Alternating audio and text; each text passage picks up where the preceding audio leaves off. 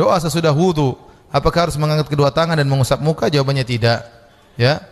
Kata setelah kita berwudu, kita berdoa, tidak perlu kita mengangkat tangan karena tidak ada dalilnya Nabi angkat tangan. Kalau seandainya Nabi setiap selesai wudu angkat tangan, pasti sering terjadi dan pasti para sahabat akan meriwayatkan karena itu kejadian yang berulang-ulang. Namanya wudu sehari berapa kali ya? Namun karena tidak diriwayatkan Nabi angkat tangan, maka tidak perlu kita selesai wudu kita angkat tangan. Sama seperti doa keluar WC juga tidak diriwayatkan Nabi angkat tangan. Doa masuk WC tidak diriwayatkan Nabi angkat tangan. Doa mau makan Nabi juga bismillah, tidak ada diriwayatkan. Seandainya setiap Nabi mau makan Nabi angkat tangan bismillah, pasti diriwayatkan ya. Dan itu menunjukkan zikir-zikir tersebut tidak mengangkat tangan. Wallahu a'lam bishawab. Ketika kita berdoa setelah wudu dengan mengangkat tangan atau tidak, saya belum menemukan hadis bahwa Nabi SAW mengangkat tangan setelah wudu. Makanya dari itulah, Bu, doa-doa yang itu kedudukannya sama dengan zikir yang sifatnya rutinitas, itu tidak disyariatkan mengangkat tangan. Doa masuk WC, nggak perlu angkat tangan. Sambil masuk WC sambil angkat tangan, Allahumma inni a'udzubika minal khubuthi wal khaba'ith. Enggak perlu. Ibu mau jima sama suami, entar dulu Mas kita berdoa dulu Allah. Enggak perlu. Allahumma jannibna syaitan wa jannibi syaitan. Kenapa? Karena doa-doa seperti ini kedudukannya sama dengan zikir. Sama halnya juga dengan doa setelah adzan, doa setelah apa? Maka saya belum mendapatkan Rasulullah SAW mengangkat tangan dalam hal ini. Doa setelah wudu bolehkah sambil mengangkat tangan? Ulama ikhtilaf. Syekh Al-Bassam rahimahullah kitab Tawdul Ahkam menyatakan sunnah mengangkat tangan. Syekh Al-Albani rahimahullah karena ini adalah ibadah khusus, maka harus ada dalil khusus tentang mengangkat tangan dan di sini tidak ada dalil khusus. Maka Syekh Al-Albani menyatakan tidak ada angkat tangan. Ketika apa? Ketika berdoa ba'da sholat, ba'da wudu. Alhasil dari ulama ikhtilaf. Terus gimana atau kita angkat tangan atau tidak? Syekh bin Baz rahimahullahu taala menyatakan, bila ya ada nas, ada hadis yang jelas di momen-momen tertentu berdoa mengangkat tangan, maka angkat tanganlah kita di sana. Ada hadis yang jelas. Seperti contoh ketika sholat istisqa gitu ya, ada dalil yang jelas. Ketika kita wukuf di Arafah, ketika kita sa'i dari Safa ke Marwah, di Safanya angkat tangan berdoa, di Marwahnya juga begitu. Setelah kita jumrah ula dan wusta juga angkat tangan tinggi-tinggi. Ada dalilnya, maka kita angkat tangan di sana. Itu pertama. Kedua, ketika ada nas Nabi tidak mengangkat tangan di momen seperti itu, maka jangan angkat tangan. Apalagi ada ancaman seperti berdoa mengangkat tangan ketika khutbah Jumat. Setelah khutbah Jumat kan di akhirnya ada doa ya. Angkat tangan apa tidak? Tidak, karena ada nas hadis sahih riwayat Imam Muslim. Sahabat saat itu salat Jumat yang menjadi imam tabi'in. Nabi sudah wafat, para sahabat banyak yang wafat. Ada yang menjadi imam tabi'in, penguasa. Lalu ketika di akhir khutbah kedua berdoa ngangkat tangan.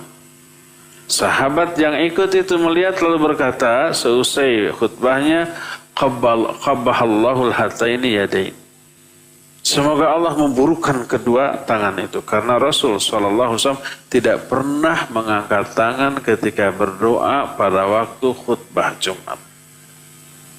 Dan nasnya ini tidak angkat tangan, maka jangan angkat tangan di sana. Seperti umpamanya ba'da salat fardu ada berdoa ada, tapi tidak angkat tangan di sana, maka jangan angkat tangan di sana. Karena itibanya kepada Nabi SAW. Ya, adapun momen yang di sana tidak jelas, tidak ada keterangan apa Nabi angkat tangan apa tidak, maka lebih dianjurkan angkat tangan. Sebab hukum asal berdoa dianjurkan angkat tangan, hukum asal. Kecuali kalau ada dalil yang menyatakan Nabi tidak angkat tangan di sana, tidak. Ya, Nah, contohnya umpamanya la yuraddu du'a bainal adzan wal iqamah. Tidak akan ditolak doa antara adzan dan qomat. Maka dianjurkan berdoa sebelum qomat, setelah adzan. Di sana tidak diterangkan apa angkat tangan apa tidak. Maka lebih utama angkat tangan. Karena pada asalnya hukumnya adalah lebih disunahkan untuk angkat tangan. Seperti itu ya. Ini yang menjadi alasan Syekh Al-Bassam menyatakan karena di sini tidak ada nas. Apakah angkat tangan atau tidak, kembali kepada hukum asal dianjurkan angkat tangan, maka beliau menganjurkan angkat tangan. Adapun Syekh Al-Albani sudut pandangnya berbeda. Karena ini adalah ibadah khusus, maka mengangkat tangan di sana harus ada dalil khusus. Selama tidak ada dalil khusus, maka tidak boleh mengangkat tangan. Wallahu a'lam. Walhasil ini ikhtilaf ya. Kalau saya sendiri tidak angkat tangan, tapi tidak menyalahkan yang angkat tangan. Bagaimana hukum angkat tangan ketika berdoa pada saat khutbah kedua? Allahumma ighfir lil muslimin wal muslimat, amin. Ketika Nabi sedang khutbah, datang orang Arab Badui. Ya Muhammad, orang Arab Badui tak ada sopan santun tata krama. Ya Muhammad, ya, halakatil amwal. Kebun saya sudah kering karena tak ada hujan. Onta saya mati tak bisa minum karena tak ada hujan. Nabi langsung mengangkat tangannya, lalu kemudian dia katakan, aghithna, aghithna, aghithna. Turunkan hujan, turunkan hujan, turunkan hujan. Begitu selesai sholat Jumat, basah pasir Madinah karena hujan turun. Inilah dalil orang yang mengangkat tangan ketika sedang khutbah Jumat. Sedangkan orang yang mengatakan tidak ada angkat tangan waktu khutbah Jumat, dia berdalil itu khusus untuk istighasah minta hujan. Ini perbedaan antara dalil am dengan dalil khas.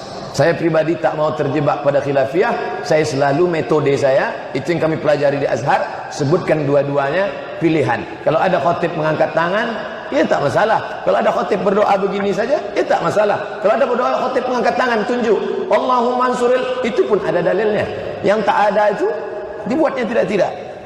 Selfie dia, Allahumma fil muslimina wal muslimat. Nah, itu baru dia mengada-ngada ibadah, tak boleh. Selama ada dalilnya tak boleh kita salahkan orang. Bagaimana cara berdoa menampung tangan yang benar? Sebab begitu kami berdoa menampung tangan, ada jemaah bid'ah. Katanya berdoa tak perlu secara berjamaah dengan suara jahar menampung tangan karena tak ada dalilnya. Allah kan maha melihat, mendengar, mengetahui. Jadi cukup dalam hati saja. Nanti kalau begitu datang orang liberal, tak perlu rukuk sujud, cukup pejam mata eling aja. Bisa dibalikkannya argumentasi ini. Selama ada dalil, tak boleh kita bid'ahkan orang. La yajtami malaun, sekelompok orang berkumpul. Fayad'u ba'duhum, berdoa satu orang. Wa yu'minuhum sa'iruhum, diaminkan oleh yang lain. Illa ajabahumullah, Allah mengabulkan doa mereka.